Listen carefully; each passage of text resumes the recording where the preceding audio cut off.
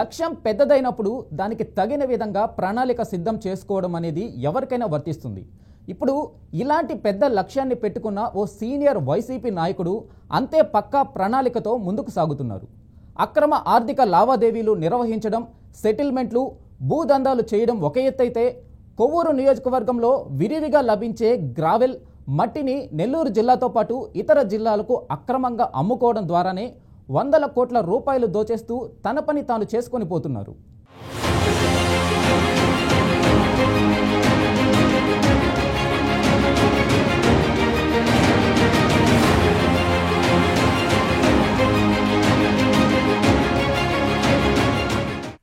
రాష్ట్రంలోనే అత్యంత సీనియర్ రాజకీయ నాయకులుగా ఉండి కోవూరులో సిట్టింగ్ ఎమ్మెల్యేగా ఉన్న నల్లపరెడ్డి ప్రసన్నకుమార్ రెడ్డి 2024లో వైసీపీ నుండి ఎన్నికల బరిలోకి దిగితే టీడీపీ నుంచి టికెట్ దక్కించుకుని వేమిరెడ్డి ప్రశాంతిరెడ్డి ప్రసన్నకుమార్ రెడ్డితో పోటీకి సై అన్నారు.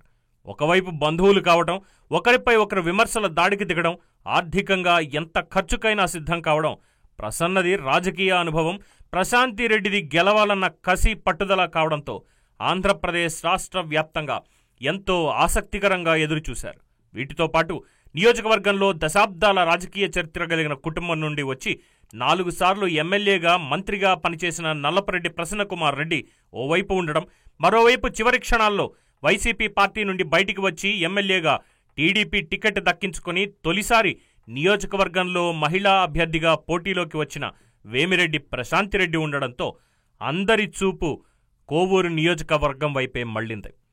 అందరి ఆసక్తికి తగ్గట్టే ఎన్నికల ప్రచారాల్లో నల్లపరెడ్డి ప్రసన్నకుమార్ రెడ్డి వేమిరెడ్డి ప్రశాంతిరెడ్డిపై తీవ్రమైన వ్యక్తిగత విమర్శలు చేయడం, నల్లపరెడ్డి సోదరుడు నల్లపరెడ్డి రాజేంద్ర కుమార్ రెడ్డి వేమిరెడ్డి ప్రశాంతిరెడ్డితో మాట్లాడిన ఆడియో బయటికి రావడం, అదే సమయంలో రాష్ట్రమంతటా అప్పటి అధికార పార్టీ వైసీపీకి వ్యతిరేక గాలులు వీస్తూ ఉండడం, వేమిరెడ్డి ప్రశాంతిరెడ్డి భర్త వేమిరెడ్డి ప్రభాకర్ రెడ్డి విపిఆర్ ఫౌండేషన్తో ఎన్నో సేవా కార్యక్రమాలు చేయడం కలిసొచ్చింది. వేమిరెడ్డి ప్రభాకర్ రెడ్డి ఎంపీగా పోటీలో ఉండడం, స్థానికంగా సిట్టింగ్ ఎమ్మెల్యేగా నల్లపరెడ్డి ప్రసన్నకుమార్ రెడ్డిపై తీవ్రమైన వ్యతిరేకత రావడంతో వేమిరెడ్డి ప్రశాంతిరెడ్డి 54,000 పైచిలుకు ఓట్లతో నల్లపరెడ్డిపై గెలిచారు.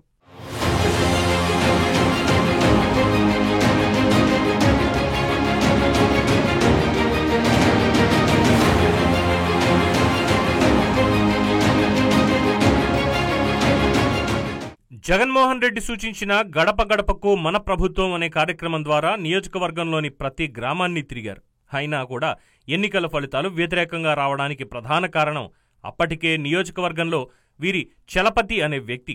అతను షాడో ఎమ్మెల్యేగా వ్యవహరిస్తూ నియోజకవర్గంలోని ప్రజలకు ఎమ్మెల్యేకు మధ్య నేరుగా సంబంధాలు లేకుండా చేశారని, చాలా విషయాల్లో ఎమ్మెల్యేకి చెడ్డ పేరు వచ్చే విధంగా అక్రమ ఆర్థిక లావాదేవీలు నిర్వహించారు.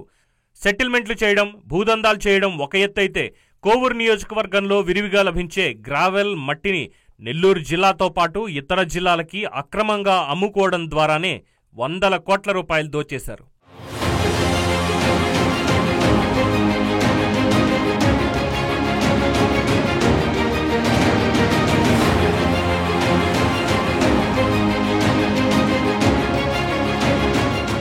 మొదట నియోజకవర్గానికి టీడీపీ ఇన్ఛార్జిగా ఉన్న పోలంరెడ్డి దినేష్ రెడ్డిపై పబ్లిక్గా పచ్చిబూతులు తిడుతూ నియోజకవర్గంలో సవాళ్లు చేసుకున్నారు. రౌడీ గ్యాంగ్ను వెంటేసుకుని నియోజకవర్గంలోని ప్రజలను భయభ్రాంతులకు గురిచేస్తూ అధికారులందరినీ తానే మేనేజ్ చేస్తూ పోలీస్, రెవెన్యూ పెత్తనమంతా తానే చూసుకుంటూ అధికారుల బదిలీలన్నీ తానే నిర్వహించారు. నియోజకవర్గంలో ప్రసన్నకుమార్ రెడ్డి అనే ఎమ్మెల్యే ఉన్నాడా లేడా అనే స్థాయికి ఎదిగిపోవడం, రాజుపాలెం వద్ద ఉన్న తన ఫామ్ హౌస్ నుండే మాఫియా దందాలు నడిపించారు. ఇంత అరాచకాలు చేస్తున్న ప్రసన్నకుమార్ రెడ్డి చలపతిపై చర్యలు తీసుకోకపోగా తన వెంటే తిప్పుకోవడంతో ఈ అక్రమాలు, దందాలు, మాఫియా వ్యవహారాలు తెలిసే జరుగుతున్నాయని ప్రజల్లో తీవ్ర వ్యతిరేకత భావన నెలకొంది.